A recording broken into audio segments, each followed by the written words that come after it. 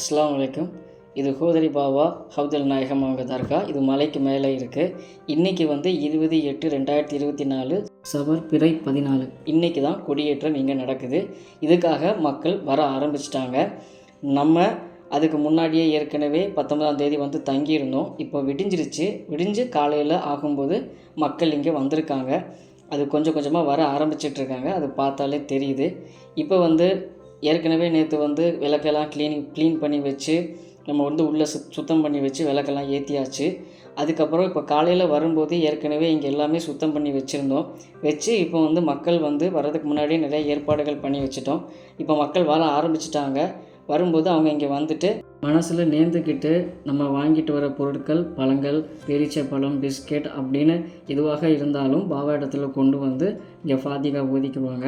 அது மாதிரி மனசில் நியத்து பண்ணி நமக்கு இந்த மாதிரியான விஷயங்கள் மனசில் நம்ம நினச்சிக்கிட்டு இந்த மாதிரியான விஷயங்கள் நடக்கணும்னு நியத்து பண்ணி நம்ம அதே மாதிரி அடுத்த வருஷம் வரும்போது சீரும் சிறப்புமாக வரணும் அப்படின்னு சொல்லி நம்ம நேர்ந்துக்கிட்டாலும் கண்டிப்பான முறையில் அல்லாஹ்தாலா நிறைவேற்றி கொடுப்பான்.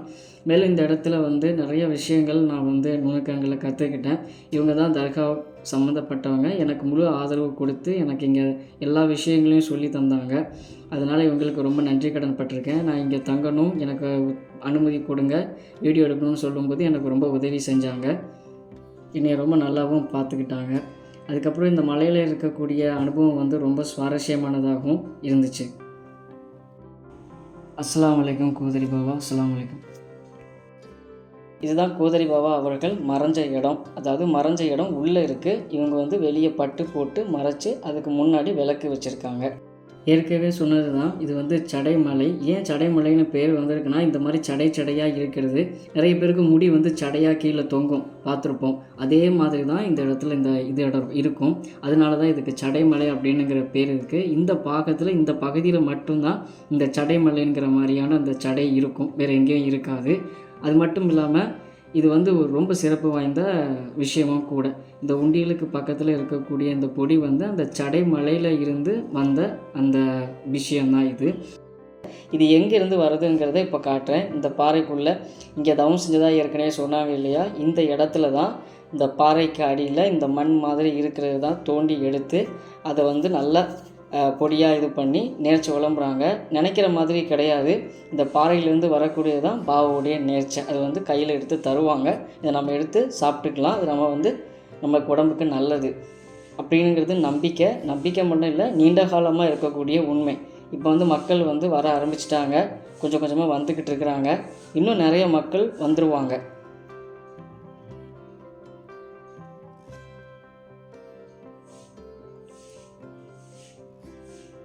இன்னொரு முக்கியமான விஷயம் என்னென்னா, இது நான் சொல்லியிருக்கவே மாட்டேன். இதுவும் ஒரு தர்கா தான். அதாவது தர்காவுக்கு பக்கத்தில் இணைப்புள்ள ஒரு இடம் தான். கீழே ஒரு சின்ன தர்கா இருக்குது இல்லையா, அதுக்கும் இதுக்கும் ஒரு கனெக்ஷன் இருக்கிறதாகவும், இதுக்கும் மேலே இருக்கக்கூடிய பாபாவுடைய மறைவிடத்திற்கும் ஒரு இணைப்பு இருக்கிறதாகவும் சொல்லப்படுது. அது சரியான முறையில் தெரியல, ஆனால் இணைப்பு இருக்குது, சம்பந்தம் இருக்குது. அதனால தான் இதுக்கு பச்சை கலரில் பெயிண்ட் பண்ணியிருக்காங்க. அதுவும் இது பார்க்குறதுக்கு ஒரு வித்தியாசமாக தெரியும். தர்கா வடிவிலேயே ஒரு சதுரமான குகை மாதிரி தெரியும். இப்போது நமக்கு யாராவது ஒருத்தங்க உதவியாக இருந்தால் ரொம்ப நல்லாயிருக்கும். அதே மாதிரி இப்போ அந்த முன்னாடி போகிற இந்த பையன் எனக்கு ரொம்ப ஹெல்ப்ஃபுல்லாக இருந்தான். பேர் சஃபீன். பெரும்பாலும் ஏன் சொல்கிறேன் அப்படின்னா, என் கூடவே இருந்தான், அதனால தான் சொல்கிறேன். ரொம்ப சந்தோஷமாக இருந்துச்சு. இப்போது இந்த இடத்துல தான் கீழே கொடியை கொண்டு வருவாங்க. கீழே கொடியில் சந்தனம் பூசுவாங்க. அதுக்கப்புறம் மேலே கொண்டு கொடி ஏற்றுவாங்க. இது ஒரு தர்கா. ஏற்கனவே சொல்லியிருக்கேன், பாறை வடிவில் ஆக்கப்பட்ட இயற்கையான முறையில் உள்ள தர்கா இது. இதுதான் முதல்ல இங்கே சலாம் சொல்லி பத்தி கொளுத்திட்டு தான் மேலே வருவாங்க, பெரும்பாலானோர் வருவாங்க.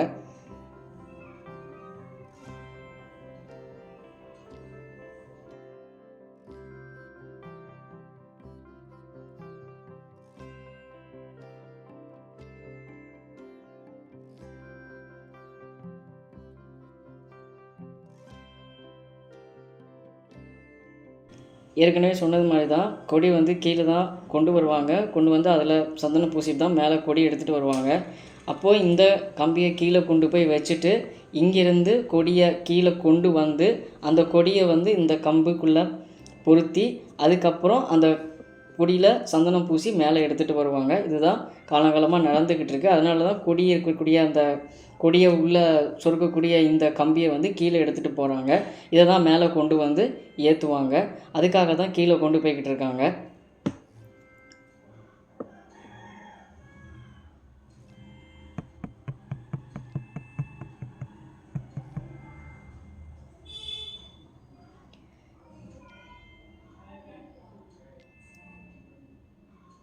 இப்போ ஏற்கனவே நான் சொல்லியிருந்தேன், தர்காவுக்கு வரவங்க எல்லோரும் மேலே கோவிலுக்கு வருவாங்க.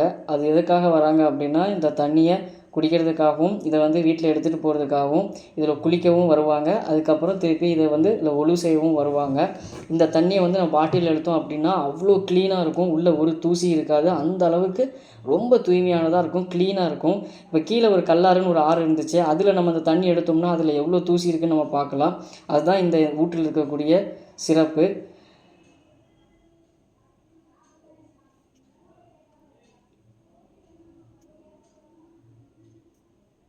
எல்லாருமே தர்காவுக்கு வந்தவங்க தான் மேலே வந்திருக்காங்க. இப்போ கீழே இருக்கிறவங்க பாதி பேர் மேலே வந்துக்கிட்டே இருப்பாங்க. வந்து ஊத்துல குளிச்சுட்டு தண்ணி குடிச்சிட்டு கீழே போவாங்க. இப்போ வந்து கொடியேற்றத்துக்கான நேரம் வந்து நெருங்கிட்டு அதுக்கு முன்னாடி கூட்டங்கள் வந்துகிட்ருக்கு, மக்கள் வந்துக்கிட்டு இருக்காங்க. இதை வந்து சரியான முறையில் வந்து 2 பாகமாக நான் ஏன் பிரித்து போட்டிருக்கேன் அப்படின்னா, மொத்தத்தையும் வந்து ஒரே இதில் போட்டோம்னா அது ரொம்ப லென்த்தியாக இருக்கும் அப்படிங்கிறதுனால தான். அதனால தான் இதை பிரித்து நான் போட்டிருக்கேன். மொத்தமாக இவ்வளோ தான் இருக்குதுன்னு நம்ம நினைக்கக்கூடாது. கொடியேற்றம் அப்போலாம் வரும்போது ரொம்ப கூட்டங்கள் வர ஆரம்பிச்சிருவாங்க. அதுக்கு முன்னாடி வர்றவங்களோட வருகையை தான் இதில் நான் பதிவு செஞ்சுருக்கேன். கொடியேற்றம் அப்படின்னுங்கும்போது அதுக்கு தனிப்பட்ட முறையில் போட போகிறேன். அது வந்து அடுத்த பாகத்தில் வரும். இன்ஷா அல்லாஹ் இதை கண்டிப்பான முறையில் எல்லோரும் பார்த்துப்பாங்க அப்படின்னுங்கிற ஒரு நம்பிக்கையோட அடுத்த பாகத்தில் இதுக்கான கொடியேற்ற பாகத்தில் கொடியை மட்டும் ஏற்றக்கூடிய அந்த பாகத்தில் சந்திக்கிறேன். அஸ்ஸலாமு அலைக்கும் வரஹ்மத்துல்லாஹி வபரகாத்துஹு.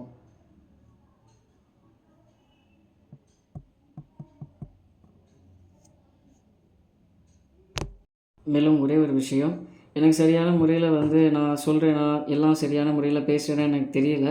ஆனால் என்னால் முடிஞ்சதை மக்களுக்கு நான் எத்தி வைக்கிறேன். மக்கள் தெரிஞ்சுக்கணுங்கிறதுக்காக இதை நான் சொல்கிறேன். மிகைப்படுத்தி பேச எனக்கு தெரியாது. இருக்கிறத அப்படியே பேசுவேன். எதுவும் தவறு இருந்தால் மன்னிக்கவும். அஸ்ஸலாமு அலைக்கும்.